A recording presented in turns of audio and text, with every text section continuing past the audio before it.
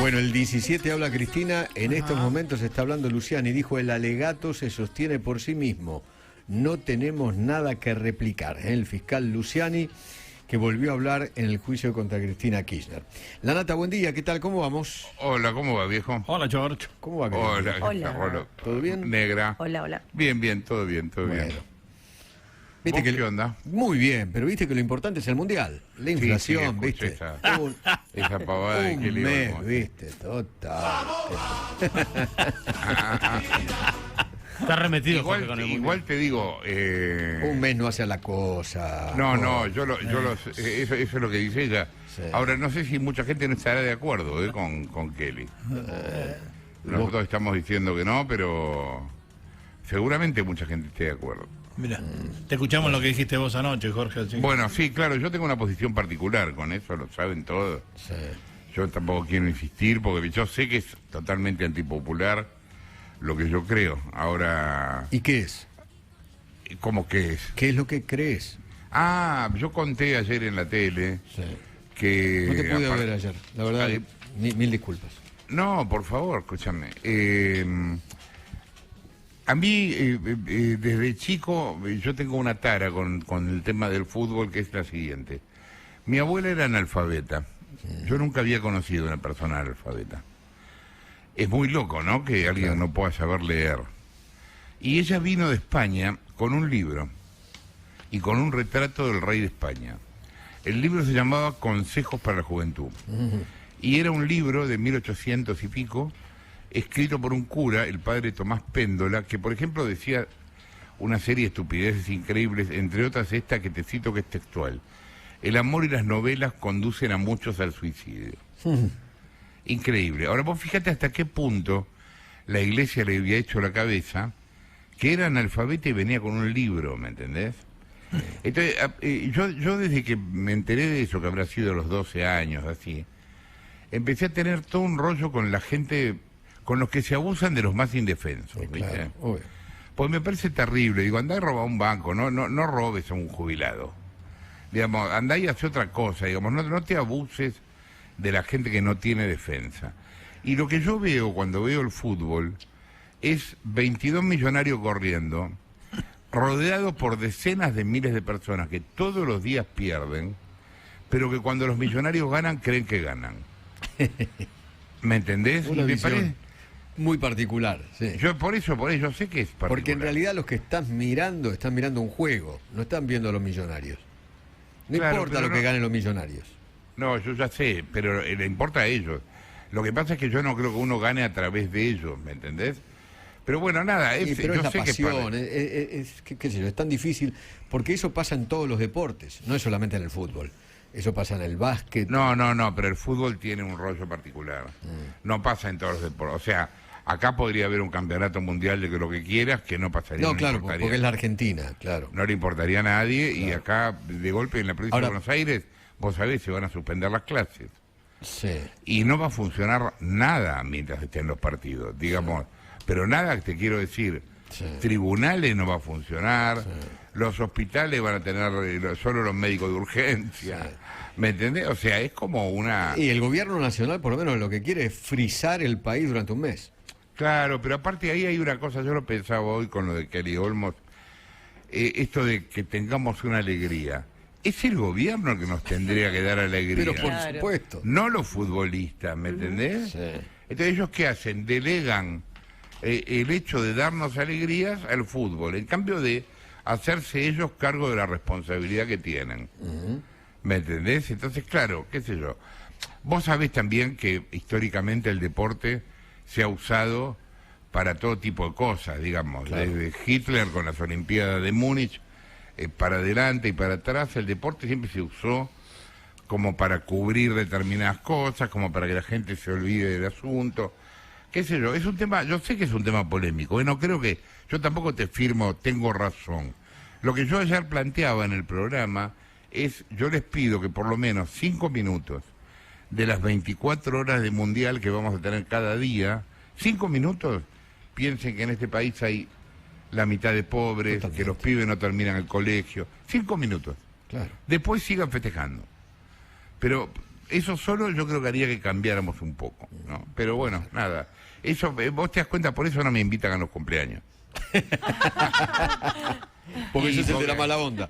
Soy un aguafiesta, claro, boludo, no. Te vienen con la serpentina, con las cosas, y yo soy un amargo. Lo que pasa es que el esto. fútbol no es solamente el mundial, ni el fútbol son 22 tipos que ganan mucha plata, Jorge. El fútbol es mucho más que eso, me parece a mí, pero bueno, es un debate. No, pero contá, ¿qué te parece a vos? No, para mí el fútbol es un vínculo tremendo, es un vínculo con los amigos, con los familiares. Hay gente que capaz que abraza al padre o al hermano una sola vez en la vida por un gol de su equipo en una final de una Copa Libertadores o de un torneo interregional. No es solamente el fútbol, son los potreros, son los pueblos, son los baby fútbol, no es solamente. Pasa que el tipo que no es futbolero cree que el fútbol es el mundial, los 4 años, que se hace en un país que invierte un montón de guita y donde juegan tipos que ganan fortuna. No, bueno, en el caso esto yo no me meto en el tema particular porque me parece, pero esto es encima, o sea, a Qatar se llega por una coima. Sí, totalmente. No, eso sí, este es el mundial de la coima, obviamente. Este es el mundial de la coima. Eso ya se dijo, está pero no le importa, pero vos fíjate, no le importa a nadie. Perdón, Lean, pero no le importa a nadie. No. Es el famoso todo pasa de Grondona, ¿viste? Claro, el todo pasa de Julio. Pero esto está bueno de que lo marques hoy porque se dijo en su momento, ¿no? El tema de los trabajadores que murieron, de cómo se consiguió la plaza para Qatar. Pasa que decirlo ahora parece como que sos un aguafiesta. Si en realidad se dijo antes, no es que se dice ahora, solamente se refresca para que se entienda el contexto de dónde se va a jugar la Copa del Mundo. Una vez que se mueve la pelotita, todos queremos que Argentina gane, juegue bien, salga campeón. Igualmente, el fútbol acá en la República Argentina no son todos los jugadores millonarios, sino el más del 80% son pobres. Sí. ¿Viste? No. Así, acá en la República no funciona de esa manera. No, son muy pocos los clubes que pagan bien. De hecho, a veces hay futbolistas que prefieren irse a jugar, y con todo los respeto lo digo, a la primera de Bolivia o a la primera de Ecuador porque les pagan mejor que en la Argentina. Claro. Y uno lo dice con dolor, no lo dice con che, qué bueno que está. Así de devaluado está el fútbol porque está devaluado el país, lamentablemente. Pasa que Argentina es una industria espectacular que sigue sacando fenómenos de jugadores que después son vendidos, ¿no? Claro. Porque no hay quizás ningún Messi, pero de pronto aparece un Julián Álvarez, que juega en el City, que lo vendes una fortuna. O aparece, no sé, un Changuito Ceballos que juega en Boca, que el día de mañana Boca, si juega como antes de lesionarse, lo va a vender también en una fortuna. Sí. Pero porque el fútbol argentino... O los 20 y tantos de la selección, que alguna vez jugaron acá y después se fueron a Europa, triunfaron y son millonarios. Lautaro Martínez no siempre fue Lautaro Martínez. Claro, exacto. El Cuti Romero no siempre fue el Cuti Romero. Y así miles de ejemplos, tal cual. No quiero alargar porque tenemos un llamado, pero me hiciste acordar, yo en un mundial había visto un equipo que yo creo que era de África, no me acuerdo de qué país, que los tipos, no me acuerdo si perdieron o ganaron, pero fue la primera vez que fue para mí divertido ver un partido. Los tipos se divertían cuando jugaban. O sea, realmente estaban jugando los negros. Debes haber visto Camerún, Argentina-Camerún. No me acuerdo. Camerún, Nigeria. Pero estaba buenísimo verlos, porque también lo que me pasa cuando veo los partidos es que dejó de ser un juego. ¿Me entendés? Yo no lo vivo viéndolo como que están jugando. Es un gran negocio. ¿Me entendés? No es más un juego. Y ahí los negros jugaban, se la pasaban, iban, venían. Era divertido verlos, ¿viste? Parecía, no sé, un partido de chicos, no sé. Uy, el no sé cucú, acaba de sonar el cucú. Ahí sonó, se escuchó de fondo. Son las 10 de la mañana, señores, dice mi cucú. Besitos al cucú. Escuchá esto que es interesante. Y es muy terrible, por otro lado. Hay un estudio que publicó una revista que se llama Proceedings of the National Academy of Science en Estados Unidos, que dice esto, mira, las personas que viven o crecen en condiciones de vulnerabilidad expresan una cierta genética que las predispone a enfermedades transmisibles, no transmisibles y crónicas. Para decirlo más simple, hay una genética de la pobreza. Claro. Y es una cosa interesante, aunque lo de genética suene medio nazi, ¿no? Pero es una cosa interesante, porque es cierto que, vos viste que en los barrios más pobres la gente se enferma más. Sí. Se enferma más, hay chicos con problemas de, qué sé yo, movilidad, de distintas cosas, ¿no? Y la pregunta es si se modifica el ADN de las personas, por supuesto, a partir de varias generaciones, ¿no? Por vivir en clases más pobres. Oscar Cingolani es cardiólogo, director del Centro de Hipertensión Arterial y de la Unidad de Cuidados Críticos Cardiovasculares del Hospital John Hopkins en Baltimore, en Estados Unidos. A todos nos suena el Hospital John Hopkins porque durante la pandemia tuvo un rol protagónico. Sí. Y está en línea de teléfono. Cingolani, ¿qué tal? Buen día. Aquí en Buenos Aires, Feynman y Granata. Oscar. Cortóse. Cortóse la comunicación. Bueno, nada, es interesante el tema porque Claro. si después de varias generaciones, lo que encima que los tipos no tienen un mango, Es una cuestión Sí. genética, claro. claro, me Yo, están en el horno. para mí, que es lo que le quería preguntar, si no nacen con menos defensa, justamente porque sus padres están mal comidos, mal vividos. No las heredan, decís vos. O sea, Claro, ya no la heredás. obviamente, Ya no, claro. No está en tu ADN, en tu... Es eso, Sí, ¿no? sí, ¿Qué sé yo? puede ser, puede ser. Bueno, nada. Ya está Oscar. Ya está de vuelta. ¿Singolari nos escucha? Sí, escucho. Hola, ¿qué tal? Buen día. Buen día. ¿Qué tal? Perdón por la demora en tomar la comunicación, pero nos enganchamos ahí hablando de otra cosa. ¿Hay una genética de la pobreza? No, lo que hay no es un gen de la pobreza o genética de la pobreza, sino una epigenética de la pobreza. Si tienen 10 segundos, explico Sí, la claro. Por diferencia supuesto, sí. para aclarar. La genética estudia los genes, que son secuencias de ADN y que se transmiten de generación en generación. La epigenética, que quiere decir relacionado o alrededor de la genética, estudia cómo se expresan esos genes. Es difícil de entender la diferencia, sobre todo con las nuevas investigaciones, pero es como decir que la genética son los instrumentos de una orquesta y la epigenética son los músicos que tocan esos instrumentos y hacen cómo la música se expresa. Y lo que se está viendo últimamente es que la epigenética, esos cambios, se pueden medir en sangre y entonces uno puede detectar en forma precoz cómo, por ejemplo, el medio ambiente modifica la expresión de esos genes y predecir qué es lo que va a ocurrir con enfermedades años antes de que éstas ocurran. ¿Y esto en cuántas generaciones se va expresando? Bueno, eso es lo importante. No, hasta ahora no hay prueba de que se exprese, de que se exprese por más de una generación, lo que lo diferencia de la genética. E inclusive hay gente, y esto es algo que se sigue debatiendo, que está en contra de que en realidad se exprese a través de una generación, porque dicen que es muy difícil probarlo por distintos otros factores. Pero hay evidencia, no de ahora, no, ahora hay mucha más, pero de hace años, que se vio, por ejemplo, que en determinados pueblos de Europa, donde se vivía de cierta cosecha, los años que la cosecha fue pobre impactó sobre los hijos de esa gente que tuvo realmente falta de recursos. Pero eso se revierte revirtiendo, por supuesto, la pobreza, ¿no? Quiero que quedar claro en eso. Oscar, Sí. estos chicos que nacen en situación de pobreza, obviamente nacen con menos defensas porque sus padres están mal alimentados, esos chicos están mal alimentados desde el seno materno.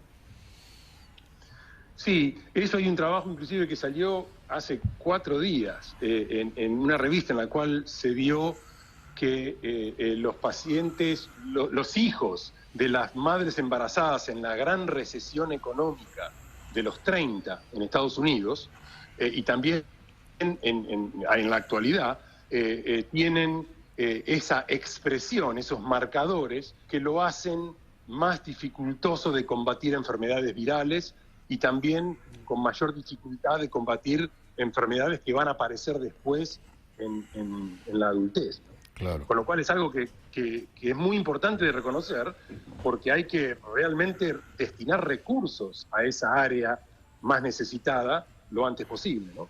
Recién Feynman se preguntaba si esto no sería como cuando uno está con bajas defensas. Sí, bueno, hoy por hoy hay estudios que muestran que nosotros lo vimos en la pandemia. Nosotros veíamos que la gran cantidad de pacientes que les iba peor venían de barrios carenciados. Claro. Y en realidad es mucho más complejo de eso, porque en el barrio carenciado existe mayor transmisibilidad, menor porcentaje de acceso a la salud. Hay un montón de factores que pueden confundir, pero hoy por hoy también se sabe que si uno mide lo que se llama transcriptómica o segmentos de ARN mensajero, que es por el cual los genes producen la expresión, uno ve que esa gente que estuvo carencia de alimentos, expuesta, no solamente carencia de alimentos, expuesta a la violencia, expuesta a estrés emocional, impacta en la defensa inmune que tiene. Sí. Jorge, ¿puedo sacar a Cingolani de este tema y Sí, claro. meterlo en la pandemia? Porque me llamó poderosamente la atención hoy que en el G20 había muchos con barbijo. ¿Se terminó la pandemia o no se terminó? Mirá, depende de qué definición de terminación de la pandemia utilice. Hay gente que dice que cuando el pueblo se cansa, la pandemia se termina. Claro. Desde el punto de vista médico-biológico, no. De hecho, para mi asombro, yo esta mañana temprano venía manejando el hospital y acabo de escuchar que en el estado nuestro, en el cual hay muchísima gripe, muchísimo virus sincitial respiratorio y nuevas variantes de COVID, para después ahora viene lo que se llama Acción de Gracias, que son unas vacaciones de 4 días. Para después de la Acción de Gracias, van a requerir que los chicos se vuelvan a testear en las escuelas y va a haber uso de barbijo opcional. ¿Ves? Lo cual me sorprendió porque era una cosa que no sé, o sea que hay como si fuese como estamos entrando en el invierno, hay Sí. como una cierta medida de cuidado, pero ningún mandato, simplemente recomendaciones de que la gente se empiece a cuidar más porque hay esta triple tormenta de virus sincitial respiratorio, influenza y nuevas variantes de COVID. Si Oscar, vamos a los números, sí. no hay mayor hospitalizaciones y la mortalidad sigue bajando en Estados Unidos. Ok. a ustedes en el Johns Hopkins, ¿qué les enseñó la pandemia? Bueno, nos enseñó muchísimo la pandemia. Primero nos enseñó a que hay que planificar y estar preparado. Segundo, nos enseñó a que no hay que politizar la ciencia, unir y empezar a intercambiar información independientemente de la ideología que uno tiene. Acá la vivimos entre la diferencia del pase de gobierno entre los republicanos y los demócratas y la gran fractura que hubo que impactó la salud, porque estaban los que eran anti esto o los que eran anti el otro, y eso simplemente mostró una mala transmisión de información a la gente que hizo decir, bueno, esto es todo mentira, no me vacuno, no hago esto. Eso nos enseñó la pandemia. Lo importante que es decir, bueno, hay gente pobre, hay gente con más recursos, pero todos se pueden enfermar. Los pobres claramente están en desventajas y hay que ayudarlos, hay que hacer un planeamiento sanitario acorde y prevenir. No se puede tomar medidas a último momento cuando uno ya tiene el agua al cuello, ¿no? ¿Estados Unidos hizo un buen manejo de la pandemia? No, Estados Unidos, esto es personal, yo tengo muchísimas críticas del manejo que hizo Estados Unidos. Sí hizo un manejo inicial muy bueno en destinar fondos para hacer investigación en vacunas, que el gobierno le dio, y sí hizo muy buena la destinación de recursos a hospitales para prepararse para la pandemia. Pero después hubo un delay en dudas entre la efectividad de las vacunas, entre el uso de barbijos. Eso fue lo que yo le critico. Se tardó mucho en recomendar eso. La pandemia se logró manejar bien en forma atrasada, a mi entender. Lo que se viene ahora todos los años es una vacuna doble, la famosa bivalente o algo así, creo que se llama. Creo que es lo que va. Y digo creo porque esto cambia de una forma tan dinámica, pero creo que eso es lo que se viene. Es una vacuna que se va a dar también conjuntamente con la antigripal, cosa de ahorrar un pinchazo. Bien. Y lo que va a terminar con la pandemia, creemos, son las vacunas que se aspiran o nasales, las cuales van a frenar la transmisión viral, de las cuales hay como 30 ya en estudio, probándose, y van a ser simplemente un spray que se pone en la nariz y que en combinación con la otra van a frenar la transmisión viral. Muy bien. Gracias, Cingolani, por la comunicación. Gracias, Oscar Cingolani, quien hablaba, cardiólogo, director del Centro de Un capo. Hipertensión Arterial y la Unidad de Cuidados Críticos Cardiovasculares del Hospital Johns Hopkins en Baltimore. Sí. Un capo. Bueno, nos vemos mañana. Bueno, dale. Besos. ¿Qué le vamos a hacer? Si tenés ganas, va, qué sé Así yo. hablamos de Pero fútbol. cómo Jorge, un no, rato. cómo no voy a tener ganas. Pero te vi muy- Escúchame, Sí. escuchame una cosa. Sí. Vi que en Twitter metiste un video de un atentado terrorista. ¿Vos En sabés? Turquía. Ah, ok. En Turquía. Porque no pone dónde. Es Porque que lo todo el aclaré mundo- después. Dije, era, shopping? era Turquía. No, ¿No? en las calles de Turquía. En Estambul. Ah, mirá vos. En Estambul, en una zona muy muy comercial. De, Sí, de sí, mucho parecía turismo. como una avenida, una calle peatonal, ¿no? Sí, O algo muy, así. Muy impresionante, muy impresionante. Muy impresionante, sí. Sí. Ves que yo te sigo, encima te sigo en Twitter. Mirá vos. No sé qué más. No ¿Qué sabía. más querés que haga, loco? No sabía. ¿Qué otra prueba de amor? No, está muy bien. No veo Yo mañana. también te Un beso, extrañé, chao. te mando un beso. Chao.